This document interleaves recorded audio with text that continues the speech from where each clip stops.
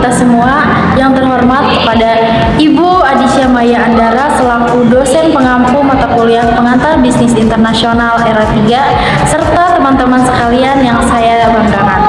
Perkenalkan, nama saya Siti Nurhayati Nupus dengan NIM 612012300096 dari Prodi Manajemen semester 5 di Universitas Primageraha. Oke baik, langsung saja ke pembahasannya. Sekarang kita masuk ke jenis-jenis atau metode melaksanakan bisnis internasional. Ada 4 metode umum yang dilakukan perusahaan jika ingin berekspansi ke luar negeri.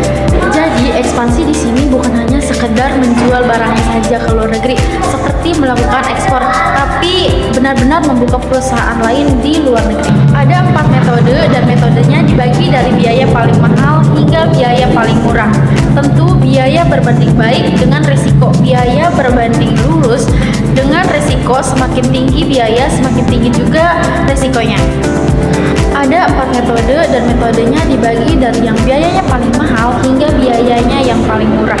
Tentu biaya yang berbanding terbaik dengan risiko, biaya yang berbanding lurus dengan risiko. Maka semakin tinggi biaya, semakin tinggi juga risikonya.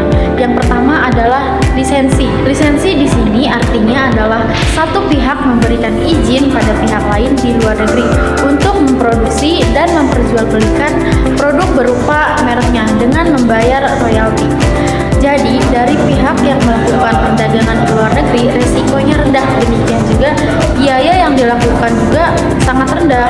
Kita menerima pembayaran dari perusahaan luar negeri supaya mereka juga bisa memproduksi produk kita menggunakan merek atau hak dagangnya. Contohnya di Indonesia adalah L'Oréal Paris memberikan lisensi kepada PT Yaswal Indonesia untuk memproduksi shampoo, conditioner, hingga perawatan muka dari L'Oréal. Positifnya adalah mudah dilakukan dan biayanya rendah.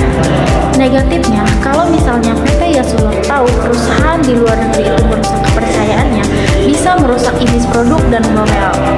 Atau produsen awal tidak memperoleh pengalaman. Itu yang dinamakan lisensi. Yang kedua adalah ekspor. Ekspor tidak membuka perusahaan di luar negeri, hanya mengirim barang atau mencari pihak pembeli di luar negeri. Sekarang sudah banyak agen yang membantu jasa perdagangan internasional.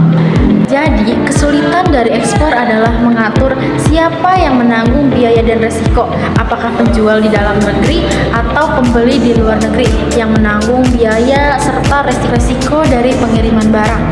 Kesulitan dari ekspor ini adalah butuh banyak dokumen serta izin tertulis, namun biayanya juga rendah dan resikonya rendah, tidak ada perjanjian yang mengikat seperti lisensi atau metode lainnya. Bisa menghentikan hubungan perdagangan sewaktu-waktu.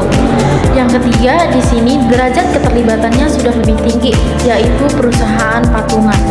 Perusahaan ini artinya perusahaan lokal dengan perusahaan luar negeri bersama-sama membentuk satu perusahaan baru atau perusahaan patungan untuk memproduksi bersama-sama untuk mencapai tujuan bersama. Dari kedua perusahaan tersebut, contohnya di Indonesia adalah PT Toyota Astra Motor, yang dimana Toyota itu dari Jepang, mereka memiliki merek motor dan mobil Toyota. Di Indonesia diproduksi oleh Astra, jadi Astra memperoleh pengetahuan memproduksi mobil atau motor dari Toyota, dan Toyota bisa memperluas usahanya di Indonesia. Keuntungannya adalah tentu berbagai resiko, jadi kedua pihak sama-sama menanggung resiko, bisa mengontrol kualitas produk jadi lebih ketat daripada lisensi tadi, serta Toyota bisa memperoleh akses ke pasar Indonesia. Tapi minusnya adalah mendirikan perusahaan tentu rumit di awal serta membutuhkan komitmen yang tinggi dari kedua belah pihak. Biaya yang dibutuhkan juga tinggi sehingga resikonya pun tinggi.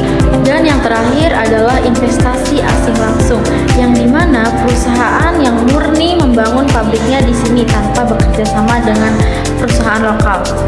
Contohnya adalah Hyundai, membangun pabriknya di Indonesia, tapi positifnya tentu kontrol operasi perusahaan seluruhnya ada di Hyundai, tapi negatifnya biaya serta resiko yang ditanggung juga terbesar. Oke baik, mungkin hanya itu saja penjelasan materi dari saya. Kurang dan lebihnya mohon maaf. Wassalamualaikum warahmatullahi wabarakatuh.